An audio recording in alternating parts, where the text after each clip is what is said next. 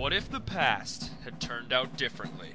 The Green Bay Packers have won the Super Bowl. I was told that playing in Green Bay was not an option. With the 24th selection in the 2005 NFL Draft, the Green Bay Packers select Aaron Rodgers, quarterback, California. And Mikowski appears hurt. Oh, Mikowski's in great pain, Ahmad. And reliable sources now tell CBS Sports that Parcells is very close to accepting a Green Bay Packers offer. Gentlemen, let me introduce to you the new head coach of the Green Bay Packers, Mr. Phil Bankston.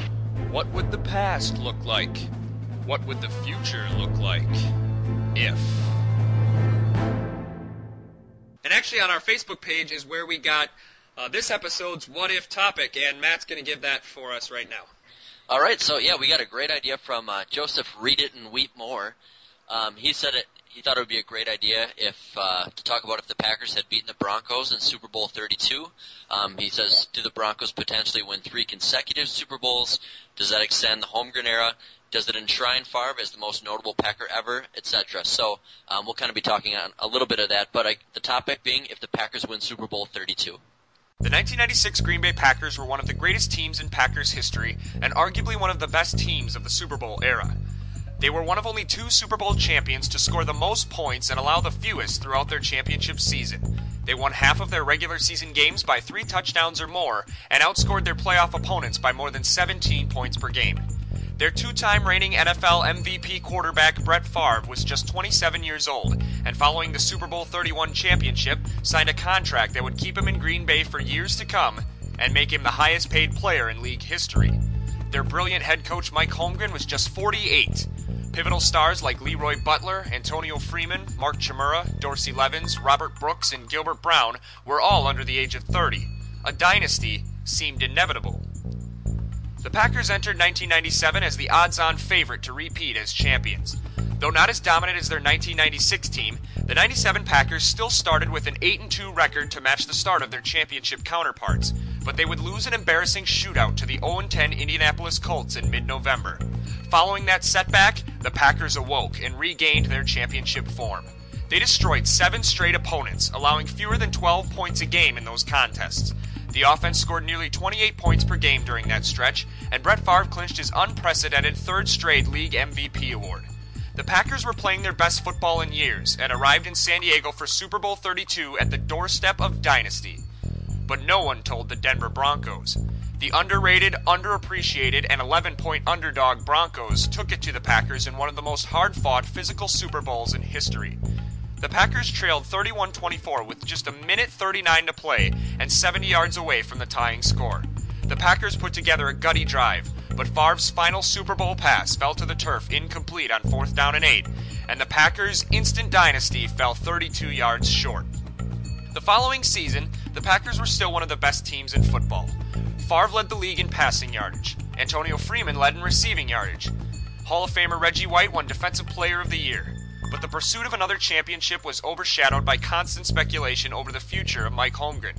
It had long been known that the coach wanted the chance to build his own winner, as both head coach and general manager.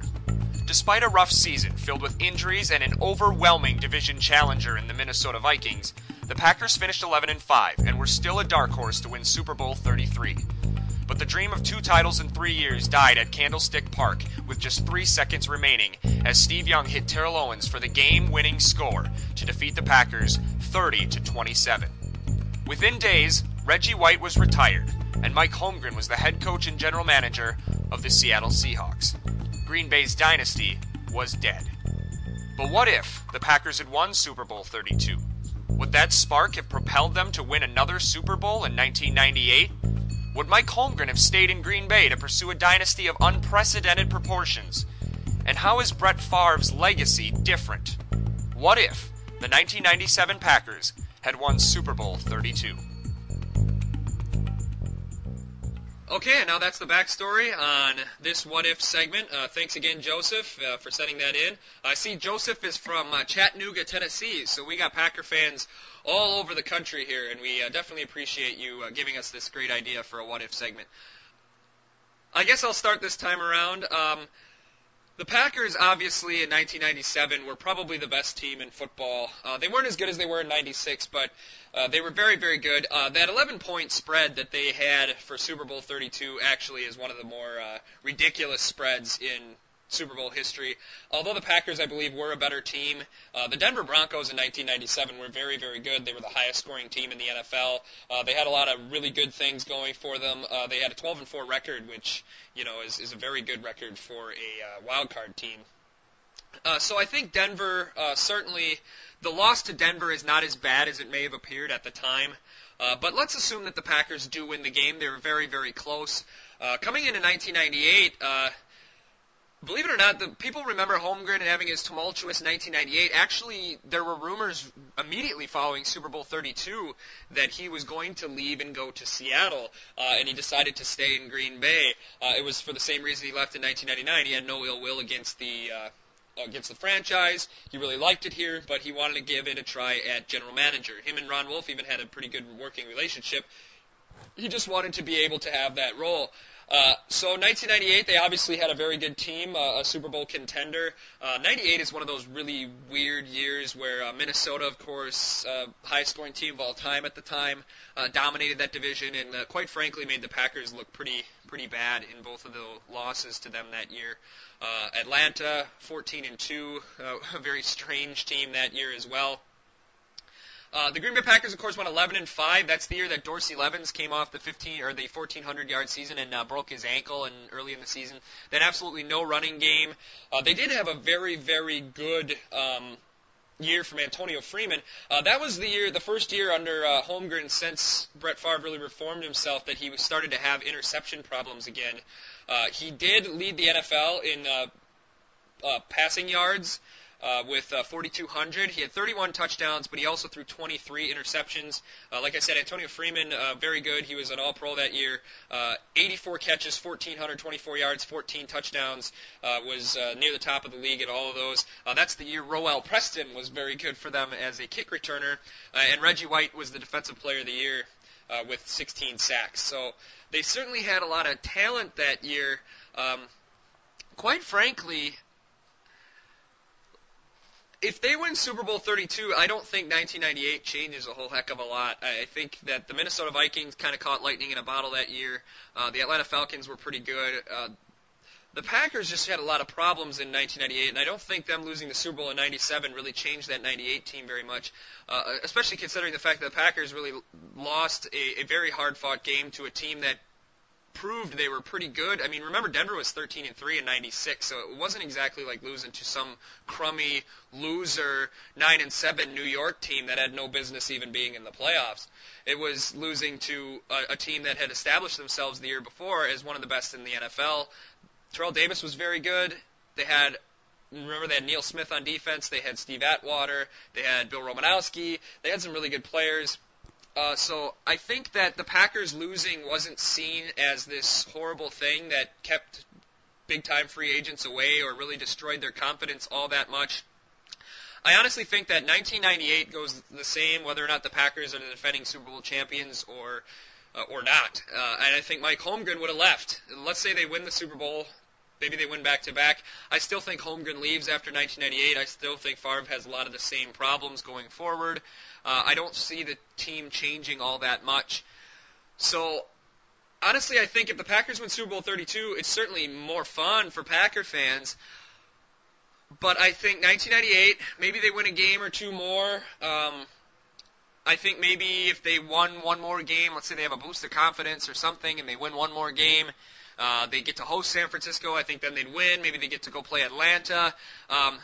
If anything, if they win one more game in 98, I think they could beat Atlanta, and then maybe the Minnesota Vikings have a Super Bowl in their arsenal. Because I recently, within the last 5 years, just seen both of those 1998 Packer games, and they get beat up really bad. I mean, they look like they're not even in Minnesota's league that year, and so I don't think that would have changed too much. So honestly, I think if the Packers win Super Bowl 32, the Packers' history is nearly identical, except Packers have 2 Super Bowls instead of 1. I think Brett Favre is probably remembered a little bit more fondly, but even with 2 Super Bowl wins, I still think people would remember him as kind of a choke artist in the second half of his season.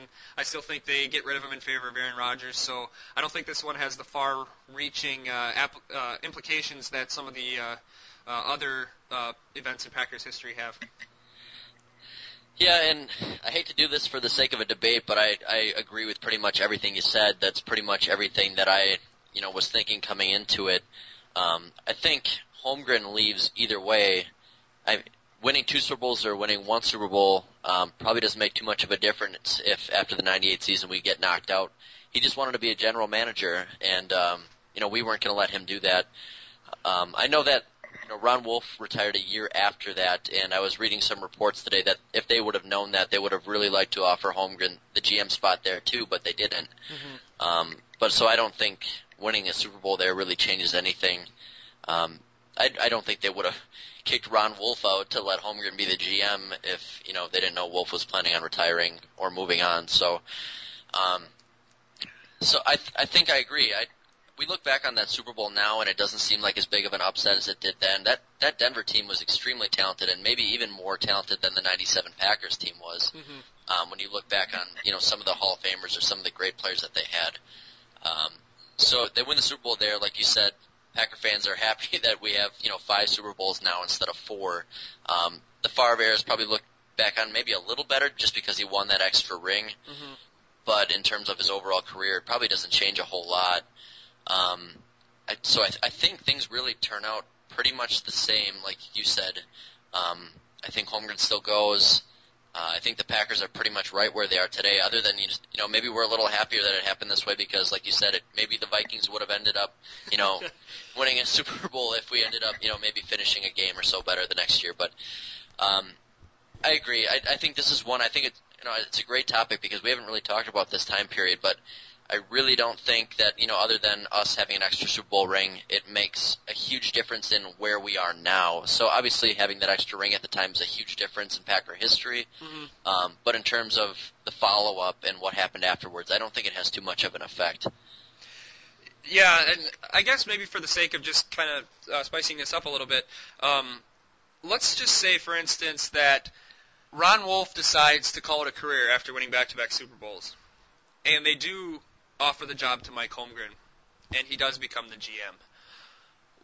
How do you think that changes the Packers' future? I don't think that would have happened, honestly. I think Ron Wolf really wanted to stay. He probably wanted to see if he could win a third, but let's say he does retire and they give Holmgren the job, and so he never goes to Seattle. He stays in Green Bay. How do you think that affects the Green Bay Packers going forward if Mike Holmgren is here long-term beyond 1998? Okay. Well, obviously, the draft's probably completely changed, which is impossible to speculate on, who Holmgren would have taken instead. Yeah. In those couple of years. So maybe it changes a little bit there. I think Brett's development, I want to say that he maybe keeps developing a little bit better and doesn't throw as many picks as he did the next few seasons, but we saw in 98 it kind of started to happen with Holmgren. So, it's hard to say exactly how long Mike would have been around for after that. You look at what he's done since. He was in Seattle and he left there, and now he's in Cleveland. Mm-hmm. It's really hard to speculate on how long he would have stayed or what would have changed. The history would definitely be different. There's no doubt about that. It's just kind of difficult to say. I don't think we would have won another Super Bowl in there after that with the teams we had. But it's kind of hard. It's kind of hard to speculate, I guess, for me. That's kind of what I was getting at too. Is I think that's what people wonder a lot, and I don't think they wonder that as much anymore now that Holmgren's not coaching and they don't play him every season, and that the Packers have a really good coach now and they have a really good quarterback, and they've won a Super Bowl since Holmgren and Favre have left. But obviously, he was in Seattle a long time. I think he was actually ended up being in Seattle longer than he was in Green Bay. And I still think he's a really, really good coach, but I'm on board with you. I don't think they win another Super Bowl with Mike Holmgren. I think they had a really, really good team that Ron Wolf put together to win in the 90s. If anything, I would imagine that if they hadn't won in 96 and then they hadn't won in 97, they would have taking the team apart after 98 anyways. I mean, that team really built itself a nice window to win from about 94 to 98, and then after that, I mean, look at all the new faces that were on the team. I mean, look at that 98 Holmgren team, and then look at Sherman's first team in 2000 and how drastically different it is. And then look at Holmgren's team from 2002. I know 4 seasons is a long time in the NFL, but that 2002 team doesn't look anything like that 1998 team, and that's not that difference. I mean, the difference between that, the 2002 team and the 98 team is the difference between today's team and the 08 team with Aaron Rodgers and all the guys we have now. So I really think that either way, Holmgren would have had to rebuild the team. I don't think it would have been drastically different. I can't imagine as far as his picks being much worse than Mike Sherman's, and like I said, I think Mike Sherman's a pretty good coach. I think Holmgren's a better coach. So I think, honestly, I think their playoff history is pretty darn similar. And you look at what he did with Seattle, I think the Packers are there every year. Maybe they make it in 99. Maybe they make it in 2000. Maybe they have a 49ers-like run of making the playoffs every year, but I really don't think they seriously challenge to win the Super Bowl many other times with Holmgren as the head coach.